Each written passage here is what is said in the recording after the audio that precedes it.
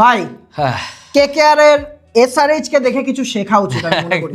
কি অবশ্যই, যেখানে experience batting line up bowling line up আছে কলকাতার কাছে, ঠিক আছে মানলাম অতটা নেই, কিন্তু এসআরএইচ এর এই নতুন যে প্লেয়ারগুলো খেলছে, যে চারখানা বোলার ইনক্লুডিং ঈশান মালিঙ্গা, আমি তো সেটাও বলবো, সেই বোলিং লাইন আপ নিয়ে কিন্তু যারা আইপিএল এ ডেবিউ করছে তাদেরকে নিয়ে কিন্তু সিএসকে কে হারিয়ে দিল। সিএসকে এর এরকম ব্যাটিং, সিএসকে এর ব্যাটিং লাইন আপই তো বেস্ট না এখন বলতে গেলে, সিএসকে এর বোলিং এর থেকে ব্যাটিং লাইন আপ কিন্তু সেরা।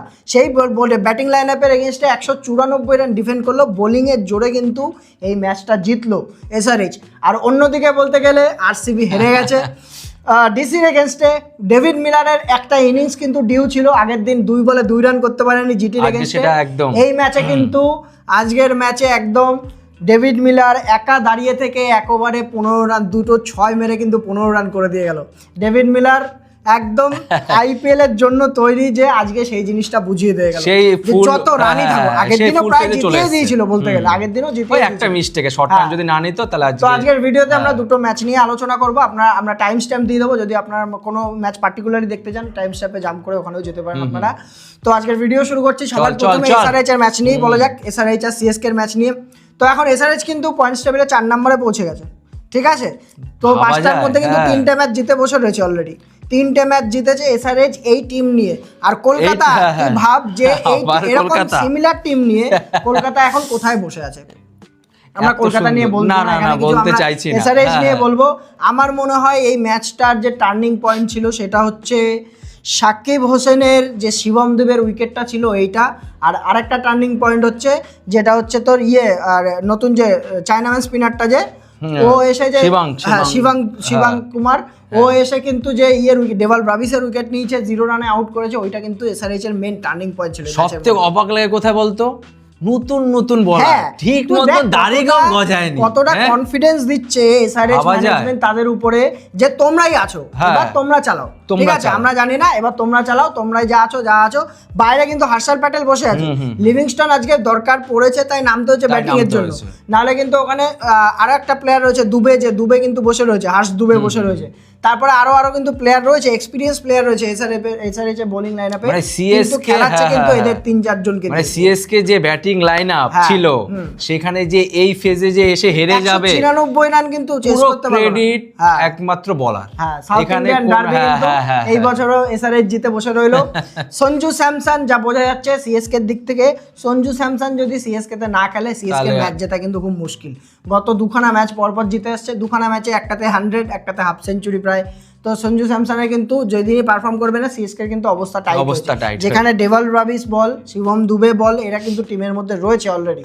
ম্যাথুস আজকে যদি টসের উপরে আসে আমরা এই ম্যাচটার মধ্যে, টসে কিন্তু আমি এই জায়গাটা একটু সারপ্রাইজই হয়েছিলাম যে সিএসকে জিতে হায়দ্রাবাদকে ব্যাটিং দেবে, যেটা ওদের স্ট্রং পয়েন্ট ছিল, যে ওরা ফার্স্ট ব্যাটিং করলে অনেক রান করে জানা কথা, সেই জায়গায় কিন্তু ওদেরকে ব্যাটিং দিয়েছে। এই জিনিসটা আমি একটু অবাক হয়েছিলাম। আর পিচটা কোনো ম্যাটার ছিল না যে চেস করলে জিতবে, না এরকম কোনো ব্যাপার ছিল না। হায়দ্রাবাদের পিচ আমরা জানা, হায়দ্রাবাদের অভিষেক আর ট্রাভিসেক কি মানে হাই স্কোরিং গ্রাউন্ড, ঠিক আছে, পিচের কোনো এখানে কোনো চেঞ্জ হয় না, যে যেভাবে ভালো খেলবে সেই ম্যাচ জিতবে।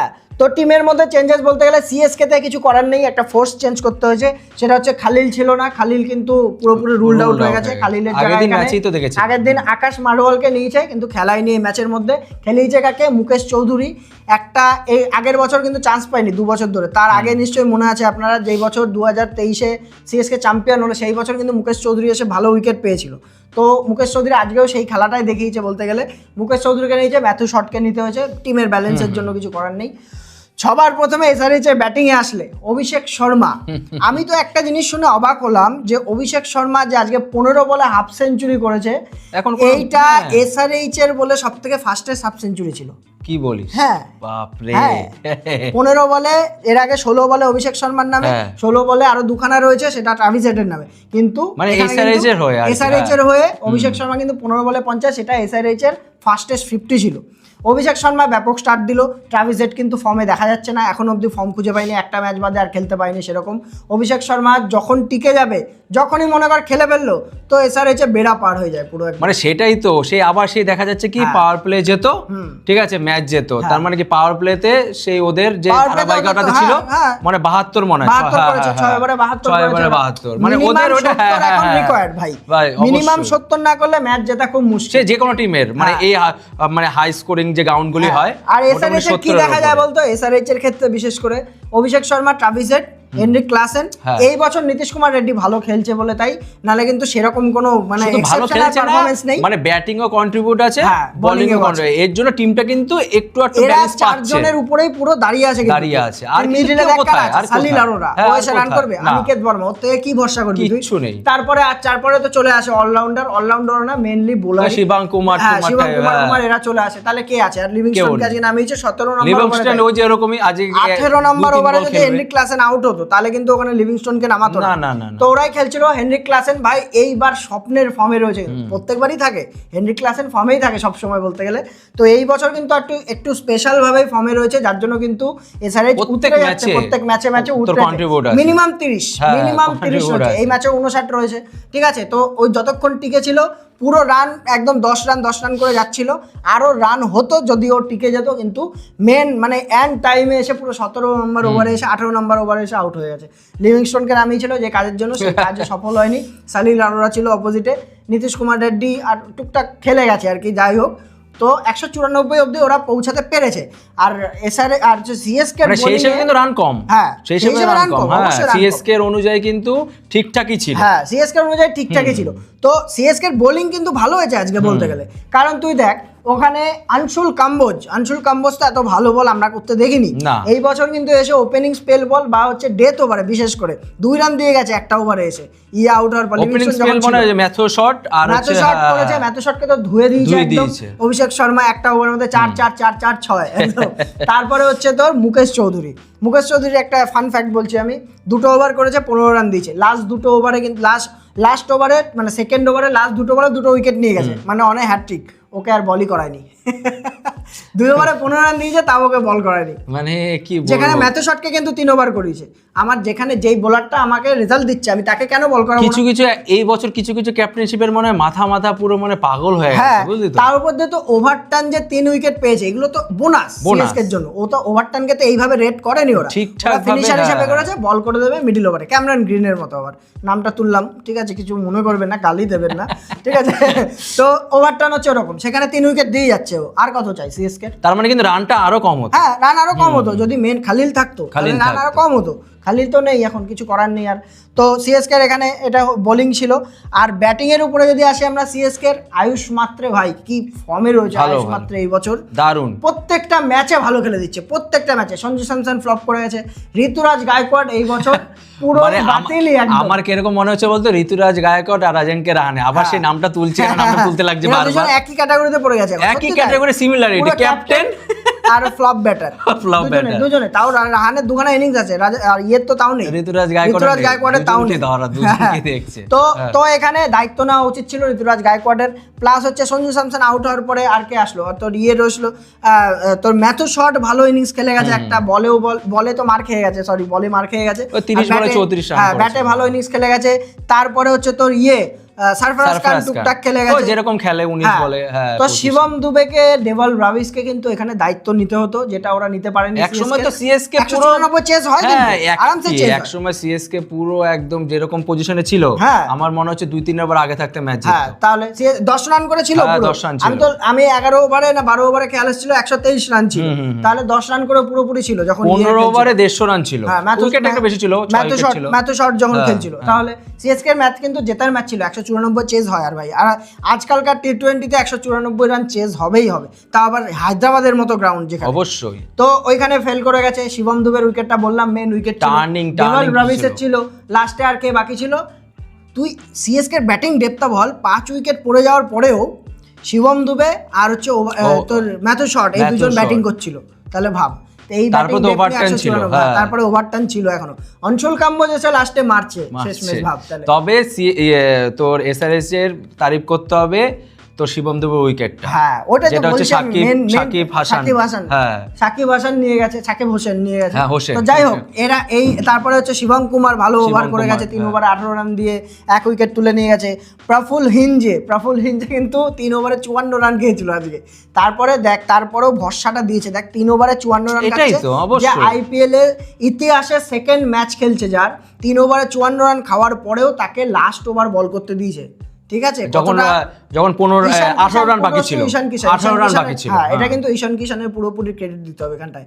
অবশ্যই বোলারের ক্রেডিট তো থাকবেই, যে উইকেট তুলেছে প্লাস হচ্ছে 18 রান ডিফেন্ড করেছে লাস্ট ওভারে গিয়ে। আর ডিফেন্ড করে থেকে কি তারপরে একটা নো বল ছিল, হ্যাঁ নো বল ছিল মাঝখানে, ঠিক আছে, ওভারটার্ন আর যে কামবাজ খেলছিল আনশুল কামবাজ, এই যে বটিং আর ঈশান মালিঙ্গা ভালো বল করেছে, একটুখানি এক্সপিরিয়েন্স আছে, কিন্তু তাও যদি আইপিএল এর এক্সপিরিয়েন্স ধরি, এই টোটাল যে বোলিং লাইন আপ রয়েছে এর মধ্যে বেস্ট এক্সপিরিয়েন্স, সবথেকে বেশি এক্সপিরিয়েন্স কার বলতো? Abhishek Sharma as a bowler. Abhishek Sharma হচ্ছে মোস্ট এক্সপিরিয়েন্স বোলার এখন এসআরএইচ এর। তাহলে এই টিম নিয়ে যদি উপরে উঠতে পারে এসআরএইচ, এইটার যে কনফিডেন্সটা পাবে না, এই প্লেয়ার গুলোকে উপরে উঠে আসবে। দেখবে এই দেখ একটা কি এক সিজন যদি মোটামুটি একটা জায়গায় রেখে যদি সিজন শেষ করে না, এর যার একটা যে ভরসা বা একটা যে কনফিডেন্স, এটা কিন্তু পরের বছর, আর সেটাই সেটা কিছু অবশ্যই পরের দিন যুক্ত হলে আরো ভালো টিম হয়ে যাবে। অবশ্যই, আর এটা কিছু টিম সেটা তার বিপরীত করছে, কিছু দেখে তো শেখা দরকার। হ্যাঁ কিছু টিম, আমি কোনো পার্টিকুলারলি কোনো নাম বলবো না, কারণ নাম বলতে ফেটা হয়ে গেছে, ঠিক আছে। তো যাই হোক 4 নম্বরে পৌঁছে গেছে হায়দ্রাবাদ, দেখা যাক এরপরে কি করতে পারে না করতে পারে, এটাকে সাস্টেইন করতে পারবে। আমি ভাই খুশি হচ্ছি ভাই, আমার মানে আমাদের মালকিন না, মানে এসআরএইচ এর মালকিনের জন্য উৎসাহ পাই, ঠিক আছে। আমরা এগুলো দেখতে চাই না আমরা, অবশ্যই এই যে এই করে যে ডান্স, ঠিক আছে। তো তার আগের ম্যাচে, দুপুরের ম্যাচের উপরে যদি আমরা আসি, আরসিবি ভার্সেস ডিসি, কেএল রাহুলের আজকে বার্থডে ছিল, কেএল রাহুলকে আজকে ডিসির টিম বার্থডে প্রেজেন্ট দিল। কেএল রাহুল কিন্তু রিটার্ন গিফট দিল, হাফ সেঞ্চুরি মেরে, তাই তো একদম সেই চিন্নস্বামীর মাঠ, গত বছর মনে আছে নিশ্চয়ই, সেই সেলিব্রেশন, কিন্তু আমরা ভেবেছিলাম হয়তো হাফ সেঞ্চুরিতে হবে, এর জন্য করেনি, সেঞ্চুরিতে হবে। তো এই ম্যাচের মধ্যে সবথেকে দুখানা ম্যাচই ইন্টারেস্টিং হয়েছে আজকে, যাই বলিস তাই বলিস। তো এই ম্যাচের মধ্যে লাস্টে গিয়ে সবথেকে আমরা থ্রিলার দেখতে পেয়েছি আইপিএল এ, যেটা এই বছর খুব কম, রেয়ারলি দেখতে পাচ্ছি থ্রিলার, আগে কিন্তু এর থেকে বেশি হতো আরো। তো এই ম্যাচের মধ্যে গিয়ে ডেভিড মিলারের দিক থেকে আমরা একটা সুন্দর ইনিংস দেখতে পেরেছি, ফিনিশ দেখতে পেরেছি, মানে আগের ম্যাচের একটা আফসোস এই ম্যাচে মিটিয়েছে। তো কেএল রাহুলের হাফ সেঞ্চুরি দেখতে পেরেছি আমরা। তারপরে যদি আমরা পুরোপুরি টসের উপরে আসি, প্রথমে হচ্ছে তোর ডিসি টসে জিতেছে, ওদেরকে আরসিবি কে ব্যাট দিয়েছে। চিন্নস্বামীর মাঠ দেখে কিন্তু আমি আজকে অবাক হলাম, যে যেই মাঠে 200 রানের নিচে গল্প হয় না, সেটা আইপিএল এর প্রথম থেকে জবে থেকে দেখছি আমরা। তাহলে সেই ম্যাচের মধ্যে কিন্তু আজকে বল এমন ভাবে ফেসে আসছিল যে তাও আবার ডিসির বোলিং লাইন আপের এগেইনস্টে। ডিসির বোলিং লাইন আপটা ভাব একবার, মানে সিরিয়াস একটা বোলিং লাইন আপ, যে মানে আইপিএল এর মধ্যে ওয়ান অফ দ্য বেস্ট বলা যেতে পারে। কি লুঙ্গিয়াঙ্গিরি, টি নটরাজন, তারপরে হচ্ছে তোর কুলদীপ যাদব, অক্ষর প্যাটেল, তারপরে মুকেশ স্টার্ক, ঠিক আছে, মুকেশ স্টার্ক, তারপরে আকিব নাবি। তাহলে 4খানা ফাস্ট বোলার আর 2টো তোর তারপরে আবার টিস্টান স্টাফসও আছে এর সাথে। তাহলে এই বোলিং লাইন আপের এগেইনস্টে কিন্তু রান করা অত সোজা হয় না, যেটা আজকে আরসিবি এখানে একমাত্র তোর টিম ডেভিড আর হচ্ছে ফিল সল্ট বাদ দিয়ে কিন্তু আরসিবির কাউকে আজকে সেরকম ফর্মে দেখা যায়, পুরো ফেসে গেছে। ফিল সল্ট একদম প্রথম থেকেই ফর্মে ছিল বলতে গেলে, 63 রান মেরেছে একদম, ও মোটামুটি ফর্মে চলে এসেছে এখানে। আর ওদিকে টিম ডেভিড ছিল, আর পরপর উইকেট গুলো যে পড়েছে ওদের, ওটাই কিন্তু নালে তুই একটা জিনিস চিন্তা কর, পুরো তো 10 ওভারে 99 রান ছিল, ঠিক আছে, সেখানে 2 উইকেট ছিল, আর সেখান থেকে একদম তারপরে 10 ওভারে যাচ্ছে তাই অবস্থা। দেবদত্ত পাডিকাল, বিরাট কোহলি, দেবদত্ত পাডিকাল, তারপরে রাজাত পাতিদার, মেন প্লেয়ার যারা রান করে আরসিবির হয়ে, তারাই কিন্তু উইকেট পড়ে গেছে। জিতেশ শর্মা ফর্মে নেই, টিম ডেভিড আসছে, দুজনে মিলে কত খেলবে, আর কত খেলবে, 175 হয়েছে শেষ ম্যাচ গিয়ে। আর এদিকে তোর ডিসির বোলিংও বলতে হবে, লুঙ্গিয়াঙ্গিরি, কোহলির উইকেট প্রথম বলে এসে কোহলি উইকেটটা নিল। মুকেশ স্টার্ক 34 রান দিয়ে 1 উইকেট তুলেছে, কিন্তু 34 রান দেখতে লাগছে, কিন্তু গিয়ে যে ডট বলগুলো করেছে ওটা কিন্তু বড় ব্যাপার একটা। এটাই তো বলছি, লাস্ট 5 ওভারে যেইভাবে ডিসি বোলিং কামব্যাক করেছে, তার জন্য স্যালুট, বিশেষ করে লুঙ্গিয়াঙ্গিরি আর টি নটরাজন। তারপর অক্ষর প্যাটেলের কথা বল, অক্ষর প্যাটেল তো অবশ্যই, টি নটরাজন রেট ওভারে ভালো বল করেছে, আর অক্ষর প্যাটেল প্রথমে ও 1 ওভার 2 ওভার নিয়ে এসেছে, আউট করলো একটা, করার পরে গিয়ে প্রথমে হচ্ছে তোর পাতিদারকে আউট করলো, তারপরে গিয়ে কিন্তু 16 ওভারের মাথায় গিয়ে নিজেকে বলে এনেছে একটা স্পিনার হয়ে, যেখানে টিম ডেভিড কিন্তু ব্যাটিং করছিল, টিম ডেভিডের উইকেটটাও তুলেছে কিন্তু অক্ষর প্যাটেল, যার জন্য যেটাই টার্নিং পয়েন্ট ছিল এই ম্যাচটার মধ্যে বলতে গেলে। তবে আরেকটা টার্নিং পয়েন্ট হতে পারতো, মানে টার্নিং পয়েন্ট না, আরেকটা জিনিস চাপাতে পারতো যদি খুশি হতাম, টিম নাটারেজনকে 4 ওভার বল করা, পুরো বল করায়নি ওটাই, কেন লাস্ট 5 ওভারে যে কামব্যাক করেছে ডিসি, তার জন্য 6টা বোলার থাকলে কেউ না কেউ একটা যাবে, কিন্তু দরকার পড়েনি বলেই করেনি। 175 হয়ে গেছে, ওটাই ব্যাপার, যে যেহেতু হয়ে গেছে সেহেতু দরকার পড়েনি।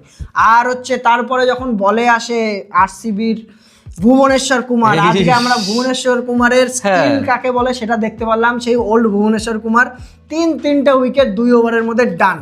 এই বছর সত্যি ভুবনেশ্বর কুমার আমরা হয়তো তারিফ করি না, সত্যি কথা তারিফ করি না আমরা, রিজভি আবার করুণ নায়ার, তিনজনের এই একটা কিন্তু প্লেয়ার যে কিন্তু highest second wicket taker, second highest 208টা উইকেট পড়েছে।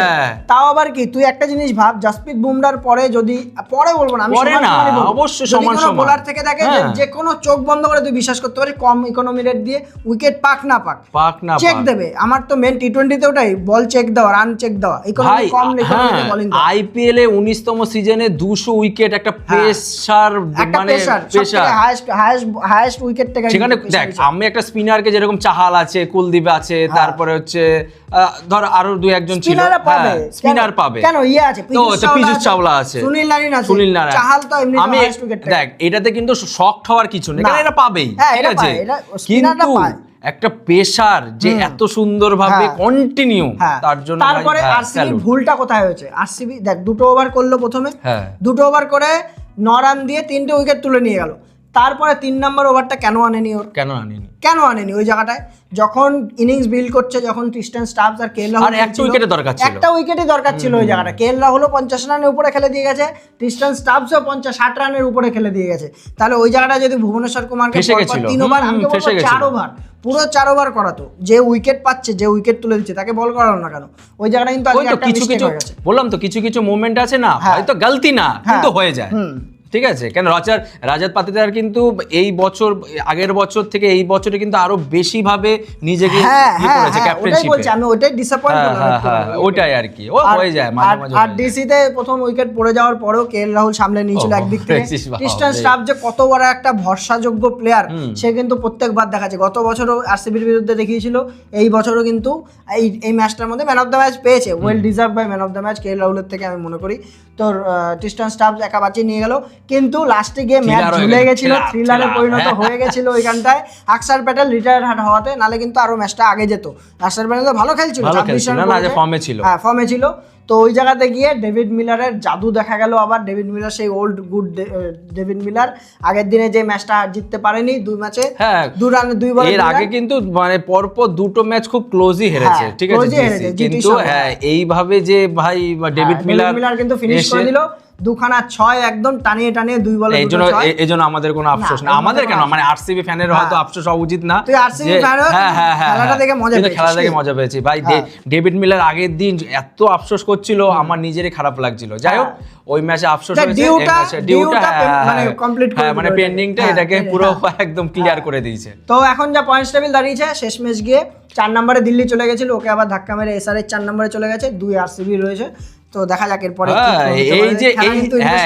এই যে টেবিলের যে মানে আপ এন্ড ডাউন হচ্ছে, এটা কিন্তু শুরু হলো, ঠিক আছে, স্নেক এন্ড ল্যাডার, এই যে শুরু হলো। আর আমার মনে হচ্ছে কি বলতো, 4 নম্বর স্লটটা কিন্তু খুব ভাইটাল হতে চলেছে, ঠিক আছে। চলো তাহলে কে 4 নম্বর, এখন কে আছে বললি? এখন আছে হচ্ছে তোর এসআরএইচ, ঠিক আছে। চলো 4 নম্বরে লড়াই কে যেতে দেখা যাক। ভিডিও ভালো লেগে থাকলে লাইক করুন, কমেন্ট করুন, চ্যানেল সাবস্ক্রাইব করুন। আজকের মতো এইটুকু, প্লিজ করুন। Good bye.